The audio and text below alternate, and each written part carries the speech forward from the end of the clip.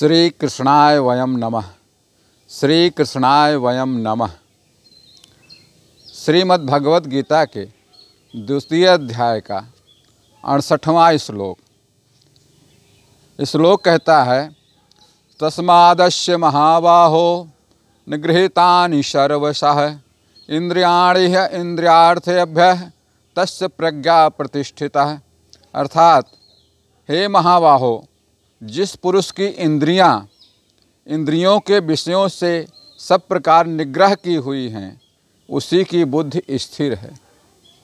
ये तो हो गया इसका अर्थ मित्रों। अब इसकी व्याख्या देखिए, कितनी सुंदर व्याख्या है। व्याख्या कहती है,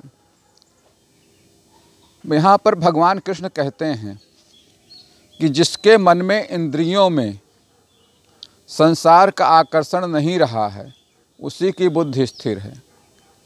जब आपकी इंद्रियां भौतिक जगत में संसार के आकर्षण में उलझी नहीं रहेंगी, सामंजस्य रखेंगे, बैलेंस रखेंगे, भगवान की तरफ ध्यान ले जाएंगे,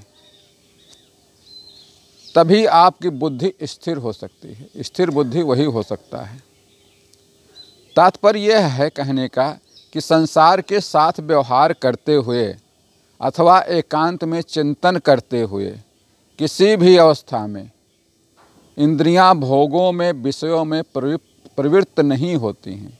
आपकी इंद्रियां अगर विषयों में, भोगों में नहीं लगी हुई हैं, उस पर नहीं जा रही हैं, आप चिंतन कर रहे हैं, व्यवहार कर रहे हैं, एकांत में हैं या समाज में हैं, तो बैलेंस बना के रखिए। ना उसी में लगे रहें, ना उससे एकदम से हट जाओगे तो आपको संसार भी छोड़ना पड़ सकता है। संसार में आपको नहीं होगी, क्योंकि जब तक जीवन तब तक संसार में रहना ही रहना है, करना ही करना है। इसलिए उसको धीरे धीरे इंद्रियों की आसक्तियों को कम करते रहिए। बस ये कहने का मतलब है। मन भी इंद्रियों के साथ मिलकर विचलित नहीं कर सकता है। जैसे जिसका दृढ़ निश्चय है, उसे मन की इंद्रियां भी उसको विचलित नहीं कर सकती। कैसे? जैसे पहाड़ को कोई डिगा नहीं सकता, ऐसे ही स्थिर बुद्धि साधक को, बुद्धि को इतनी दृढ़ता आ जाती है कि उसका मन किसी भी अवस्था में डिग नहीं सकता है। कारण कि उसके मन में विषयों के प्रति आसक्त रही ही नहीं। और जिसके मन में विषयों का कोई महत्व रह ही नहीं गया, जब विषयों से पूरी तरह बस में की हुई हैं उसकी इंद्रियां, तब इंद्रियों में ताकत ही नहीं रह जाती कि वे साधक को पतन के मार्ग में ले जाएं। क्योंकि यहाँ साधक दृढ़ निश्चय कर लेता है कि मेरा लक्ष्य परमात्मा की प्राप्ति है।